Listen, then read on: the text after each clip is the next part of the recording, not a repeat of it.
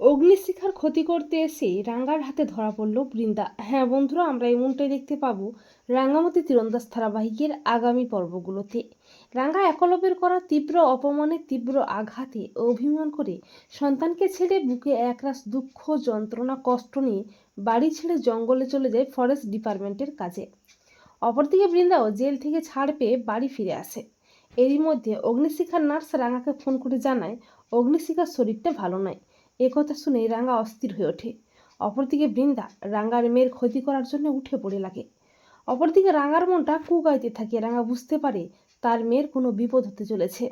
এরপর বৃন্দা যখনই সুযোগ বুঝে রাঙ্গার মেয়ের অগ্নিশিখার ক্ষতি করতে যাবে করে, ঠিক তখনই রাঙ্গা চলে আসে। রাঙ্গা তীর দিয়ে বৃন্দাকে আচ্ছা করে শায়েস্তা করে।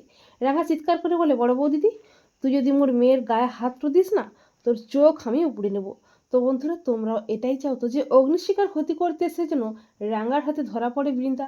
কমেন্ট করে এক্ষুনি জানিয়ে দাও তোমাদের মতামতটি।